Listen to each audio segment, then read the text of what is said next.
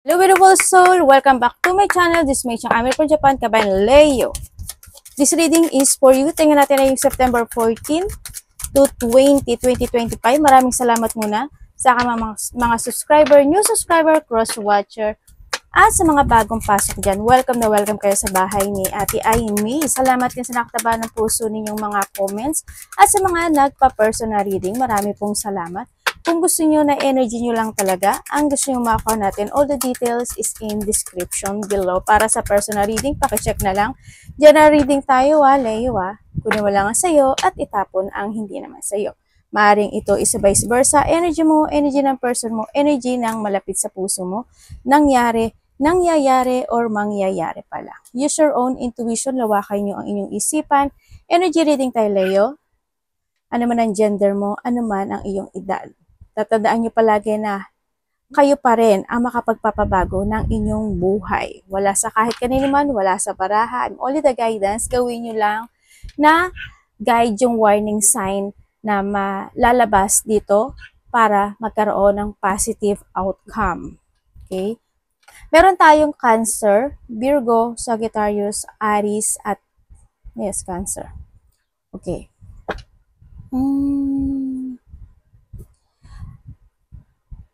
May mga sitwasyon na you need to start a new beginning in life. No?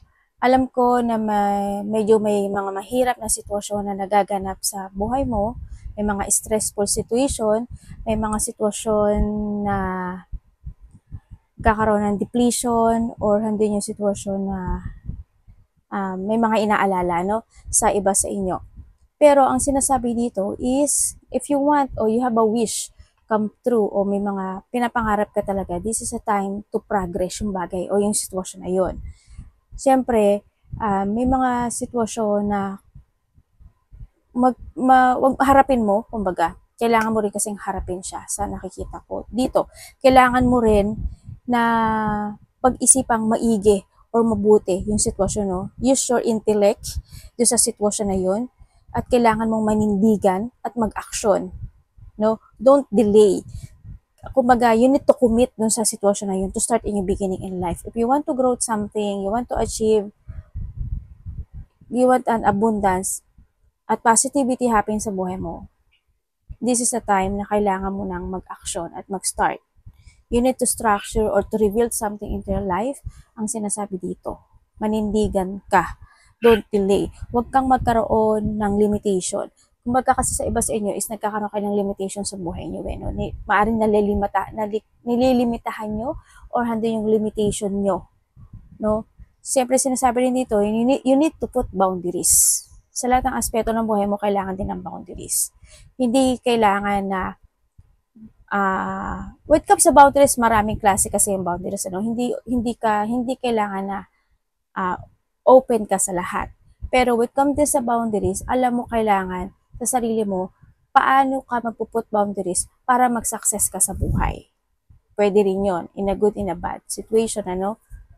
Ano mo sa sarili mo yon sitwasyon na yon. May mga time to progress. This is the time na sinasabi dito. At kailangan mo action at panindigan mo yon, no?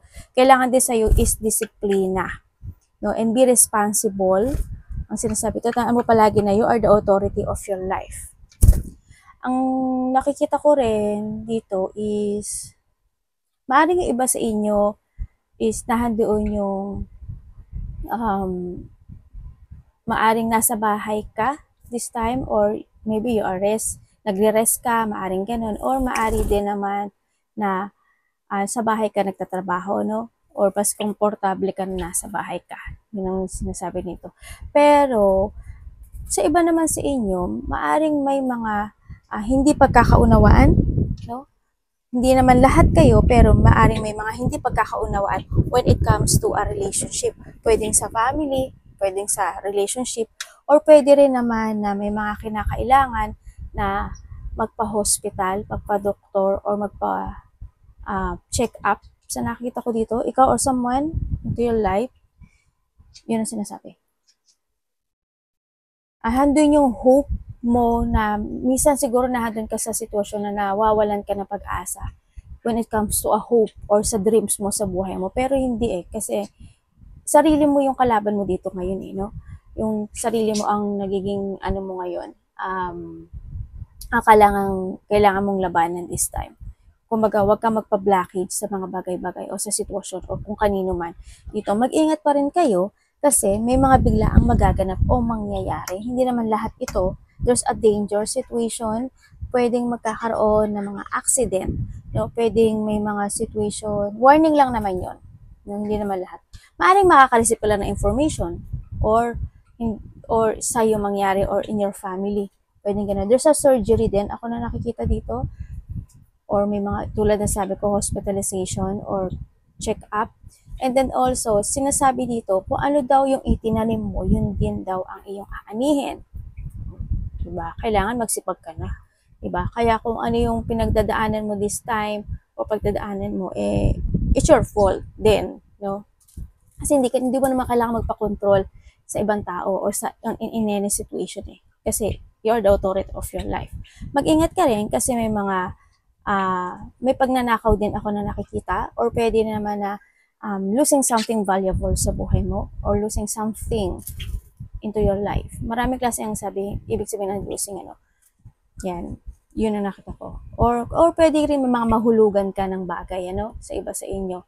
And also, mag-ingat ka sa mga matatalim na bagay or matutulis na bagay, ikaw or someone into your life na pwede kang mahiwa, masugatan, ganyan, matusok, yan. And syempre, someone is wearing a mask. May taong hindi dapat pagkatiwalaan. Ang sinasabi dito, may tao na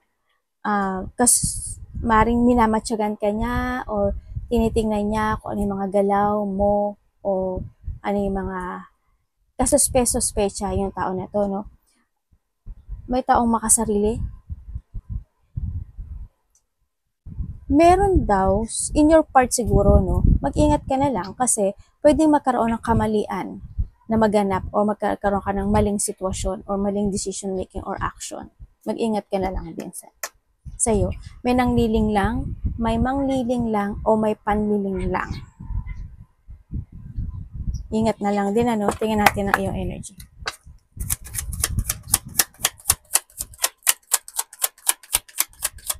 Energy ni Leo.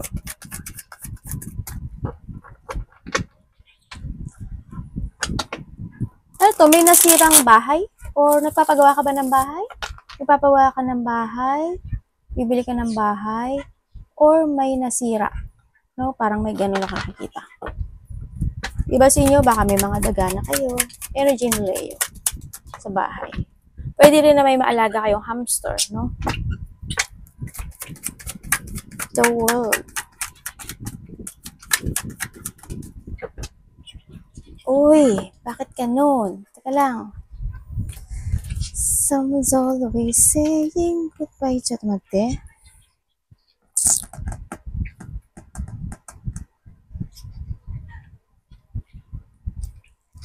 Okay, ang energy mo,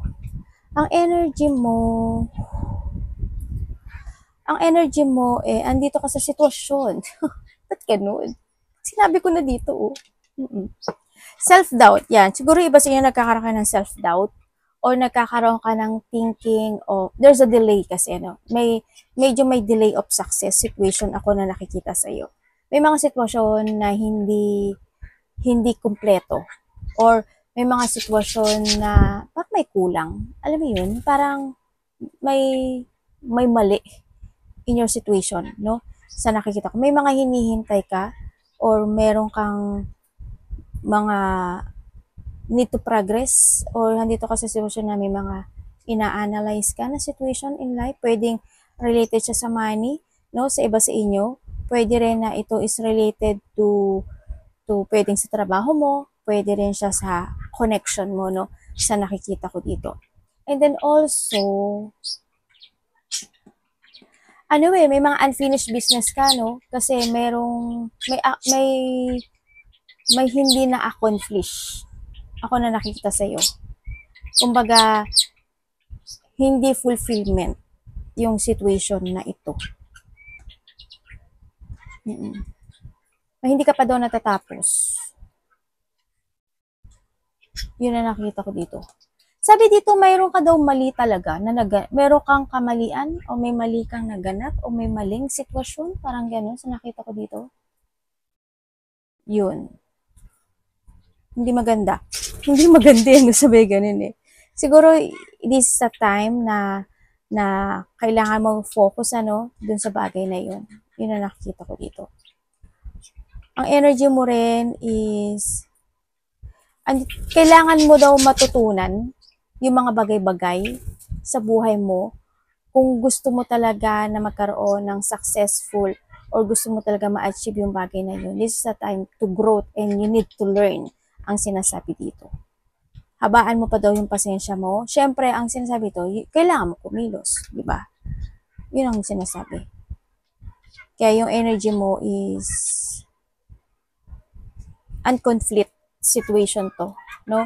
Eh, siyempre, sa iba naman sa inyo, another message Sa another message, merong tao na magja-judge sa'yo, or maybe you judging someone, pwedeng ganun, vice versa. Merong pagmamaliit eh. Either minamaliit mo yung sarili mo or mamaliitin ka ng someone. May bigla ang magaganap o mangyayari na pwede mo ikashock. Yun ang sabi dito. Pwede rin na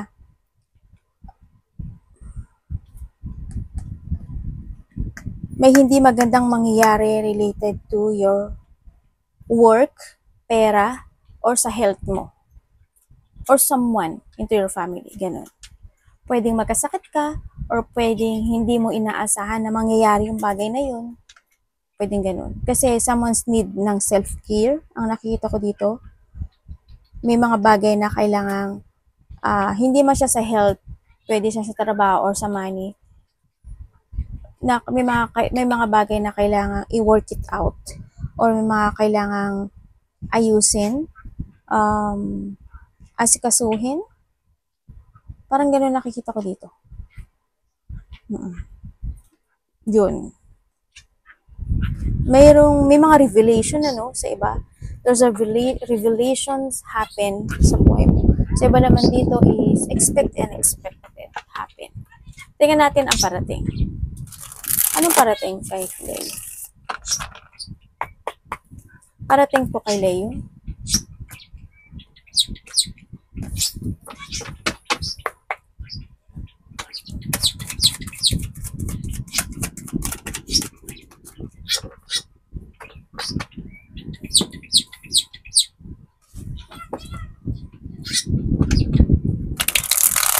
Mag-ingat kayo kung may mga pipirmahan kayo, kung mag-a-apply kayo or may pipirmahan kayo, magsa-sign kayo, or may mga details na kinakailangan gawin. Mag-ingat kayo kasi pwedeng hindi maging maganda yung result, no? Kailangan you need to focus to a details. Basahin yung maigi, asikasuhin yung maigi, wag lang oo ng oo, wag lang pirma ng pirma, or wag lang na kahit relationship yan, no? Kailangan mo makita yung details. Halimbawa sa relationship, kailangan mo makita yung details niya. O kaya sa trabaho, kailangan mong basahin maigi, kung ano maintindihan at basahin maigi yung nilalaman nun, no?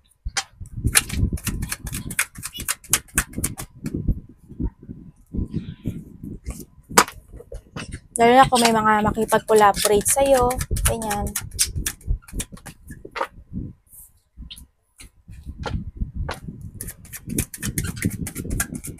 Parating. Universe ano to?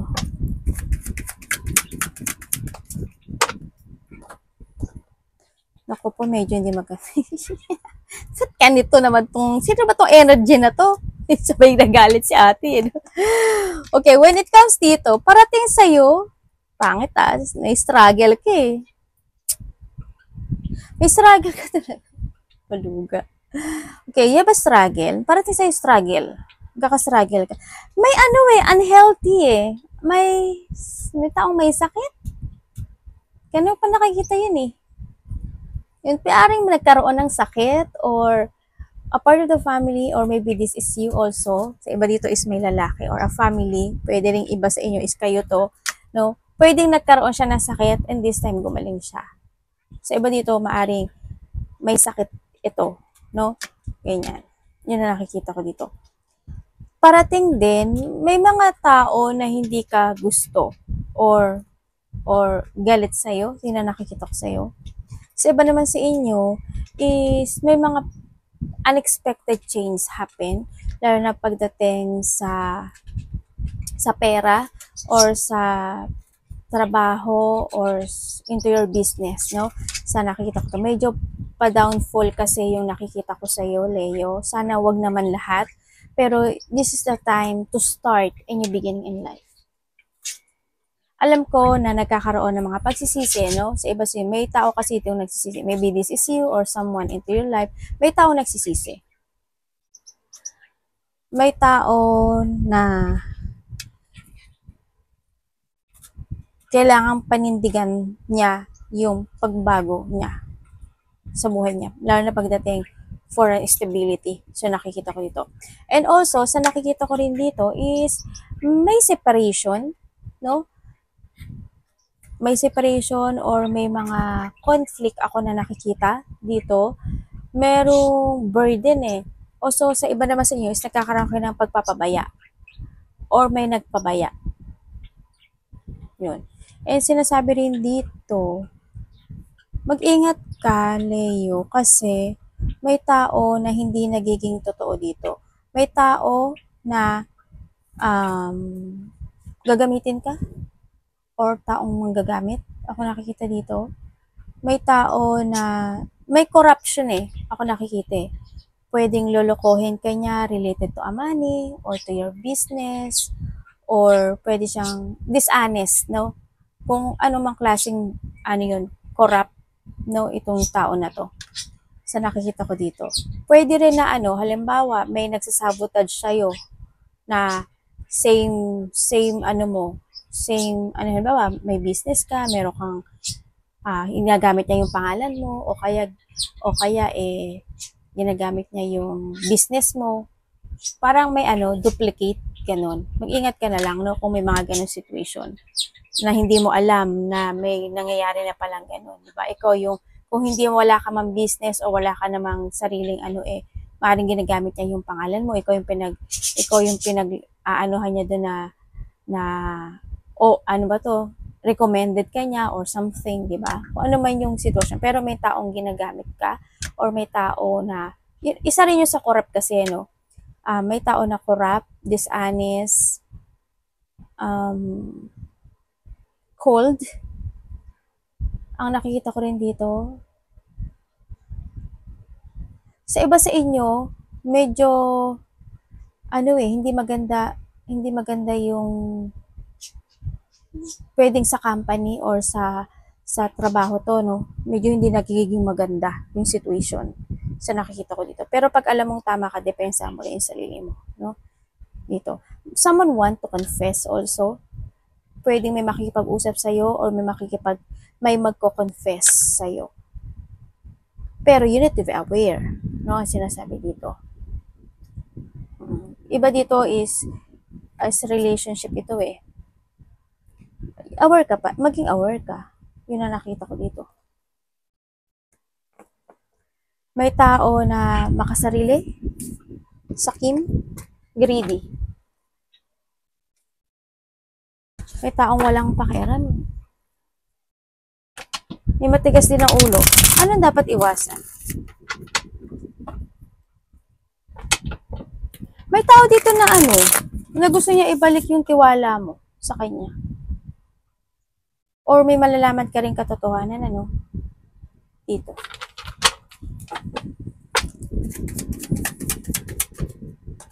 Dapat iwasan. Pero hindi kayo stable sa pera niyo.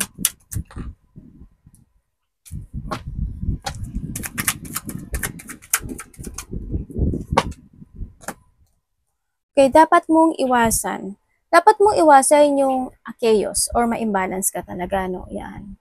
Iwasan mo rin yung hindi ka magkaroon ng acceptance na kailangan mo na palang mag-aksyon or kailangan mo na palang magkaroon ng pagbabago in life. Ganyan. Yung iwasan mo na hindi ka mag-trust sa intuition mo. Siyempre, iwasan mo na hindi ka magkaroon ng self-evaluation when it comes sa sarili mo. Kung ano yung mga bagay na kailangan mo na i-let go, kung ano yung mga bagay na kailangan mo i-change of decision, kung ano yung mga bagay na kailangan mong baguhin sa buhay mo. Sinasabi rin dito na you need to learn from the past. Iwasan mo ma-overcommitment ka sa isang sitwasyon na ikakapahamak mo or ikaw rin mismo ang magkokos ng bagay na yon na pwede mong ikasira, no? Yun. And then also is iwasan mo na hindi ka maging aware pagdating sa pera mo or pagdating din also sa health mo, no? Ang sinasabi dito. May mga bagay, iwasan mong magkaroon ka ng self-doubt or malack of trust ka sa sarili mo na hindi mo kayang mag-umpisang muli or hindi mo kayang gawin ang isang bagay with your own. Yan. Iwasan mo mag-guilty. Iwasan mo ma-hate yung sarili mo kasi ang kinakailangan kasi sa'yo dito kasi this time is learning. No? Kailangan mo matuto sa nakaraan. Kumbaga, wag mo na ulitin yung bagay na yun. Diba? This is a time na to transform. This is a time na wag ka lang mag-go to a melody. Kumbaga, wag ka lang mag-go to the flow ang sinasabi dito. No? Yun ang nakikita ko dito. Kailangan nang matapos yung hardship na pinagdadaanan mo this time. Gumising ka na kung saang aspeto ng buhay mo na yan. Kumbaga, be creative. It's up to you to make it happen. This is a breakthrough para sa'yo para magkaroon ka ng level up or kailangan mo ng innovation when it comes sa sarili mo. Mag-action ka. Kumbaga, fresh start. And yung idea mo, i-force mo yun. Siyempre, start a new beginning in life. Change. Love. Love is sa lahat, kapatid, anak, magulang, karelasyon, kaibigan. Kamusta ang love ni Leo? Parang nakapokus ka sa painful na situation mo in life, Leo, sa nakikita ko dito. Nandito ka sa sitwasyon mo, may mag-i-end. There's an end of a cycle happen. Ibig sabihin din, may magbubukas or may mag-open na door para sa iyo, Leo. Sa nakikita ko dito, meron din. Magkakaroon, may mga unexpected of low emotions happen. Meron. Siguro, kasi magpo-focus ka daw sa painful Sa painful ang situation na yon. Magpo-focus ka doon. As in, unexpected ito. Hindi inaasahan siya. And in a situation na unexpected, ganyan. Yun na nakita. Pain, emotional pain, pwedeng disappointment, pwedeng storm something, pwedeng matrauma kayo, dun sa sitwasyon din. Sa iba naman sa inyo is conflict yon, tulad ng sabi ko kanina. Iba dito, depression or malungkot, unhappiness. Pwede rin na hindi pagkakasundo sa iba. Pwede rin sa iba sa inyo is unexpected.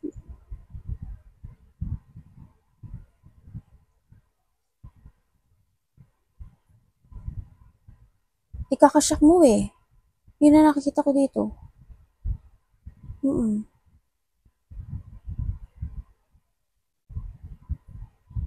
Sana walang sana walang ma-confine. Sana walang, tulad ng sabi ko kanina, diba? Walang ma-paralyze or something pain itong nakikita ko. May ganun. Lungkot, sorrow, sadness, or there's a loss. Marami klase ang loss, Love, Leo. Ay, love is a lovers. Panalo, Sabi ko love lovers na malumabas. Ano po yung lovers kay Leo? Universe, this week. The lovers.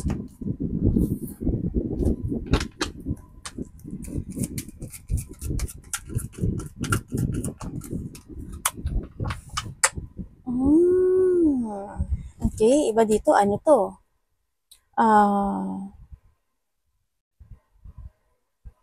May third party.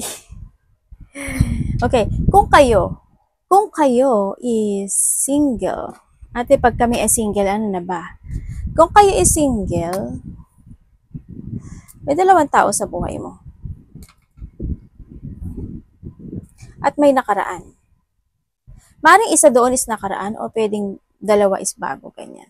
So nakita ko dito.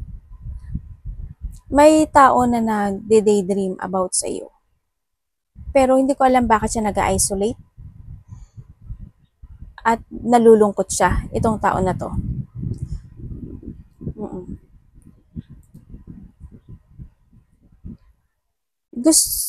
Pero nahandun yung hope niya, pero ang daming tumatakbo sa isipan nitong tao na to no, sa mga single.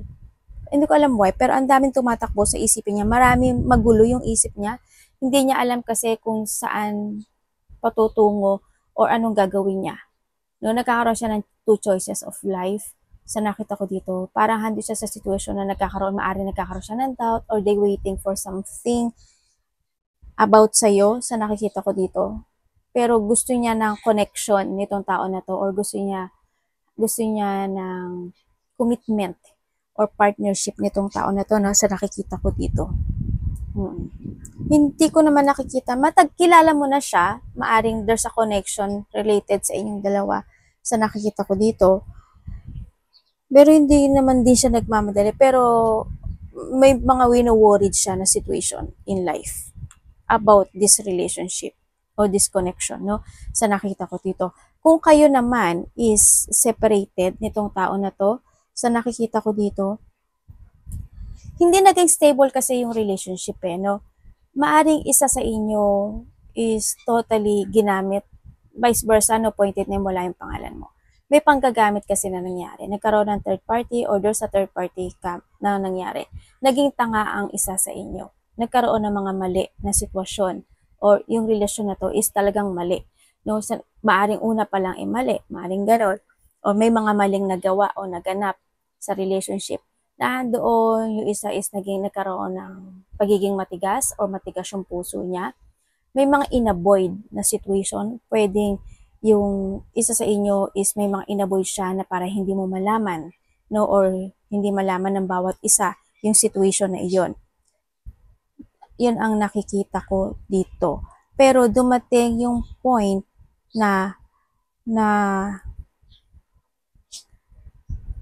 ang daming inisip no? Pero nahandun yung lungkot. Naaring isa sa inyo nagkakaroon ng pagsisisi dito sa relationship na to at gusto niya magkaroon ng recovery in this relationship. Pero ang daming tumatakbo rin sa isip niya na bakit ganon, bakit ganyan. Naghihintay ng sign itong tao na to sa nakikita ko dito. Magulo yung isip niya. Nagkakaroon din siya ng doubt sa situation niya. Parang na-take a pose siya. Pero ang bagal kasi yung takbo ng tao na to. Sa nakita ko, medyo mabagal yung action niya sa ngayon. Gusto niya ng union sa'yo. Gusto niya ng connection uli nitong tao na to sa nakikita ko dito. Nahahatak siya ng nakaraan. Hindi niya alam kung pupunta na ba siya sa left or sa right. Yun ang nakikita ko sa kanya. Pero gusto niya ng getting together dito. Yun ang nakikita ko Sa mga magkakarelasyon naman. Sa mga magkakarelasyon, ang nakikita ko dito is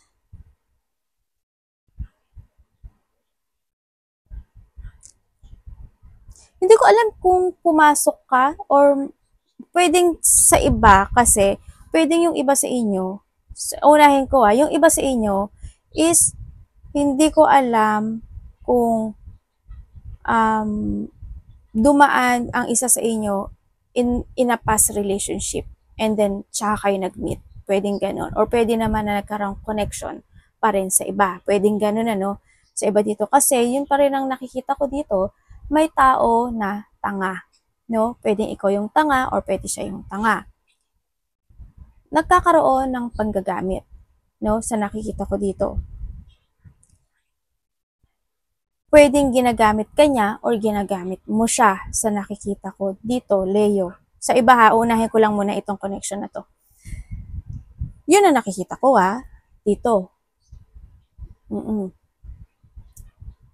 Pwedeng kung hindi mo alam yung sikreto ng isa, maring ina-avoid niya o ikaw to, ina-avoid mo or ina-avoid niya na malaman mo yung situation. Or pwedeng alam mo rin pero nahandun yung connection nyo.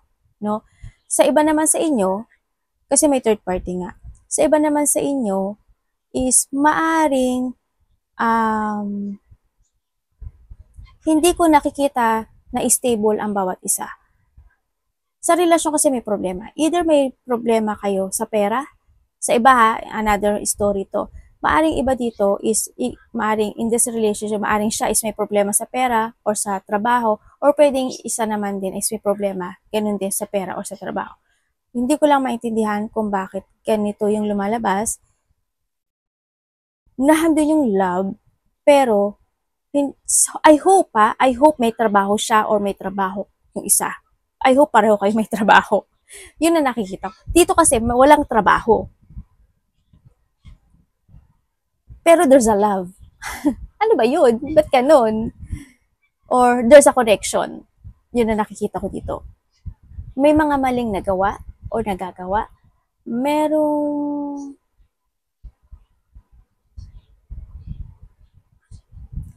bakit ganun? Ba't ang ganun? May mga sitwasyon na hindi makapokus eh. Either ikaw hindi ka makafocus in your situation or yung partner mo is hindi siya makapokus sa sitwasyon na niya. May ganun. Sana pareho kayo may trabaho or sana isa sa inyo is may trabaho. Pero may pinagdadaanan yung relasyon na to ha. Yun na nakikita ko dito. As in, may problema. As in, may problema. As in, may problema.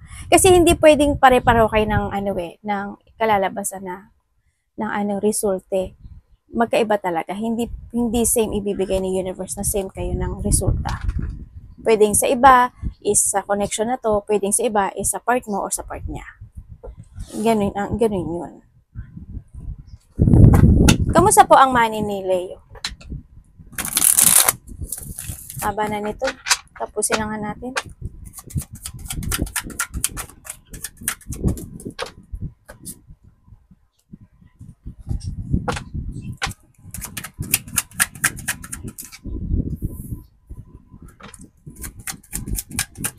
Leo, hindi ba? Sinabi ko na rin dito kanina eh. Okay, when it comes sa money mo, medyo emotional sa nakikita ko dito kasi medyo mabagal ang pasok ng pera sa iyo, Leo, no? Pero siguro this sa time na kailangan baguhin mo na yung routine mo o baguhin mo na yung mga sitwasyon mo kasi may mga unfinished business nga tulad ng sabi ko kanina. Yun nga, hindi maganda yung money mo sa nakita ko. Siguro this sa time na you need to be aware na rin. No? Try to make it balance, try to control.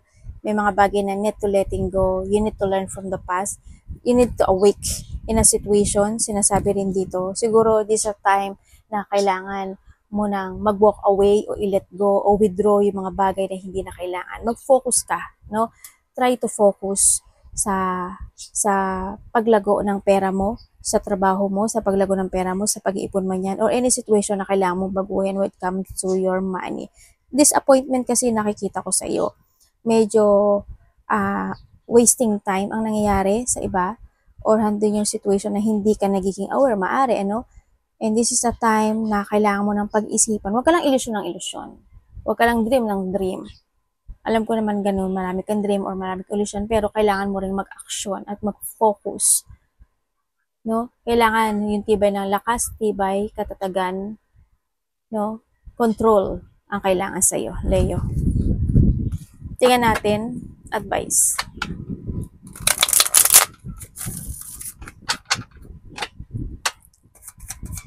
Maging dedicated ka. This time, kailangan mo na maging practical dito, ha? Be practical.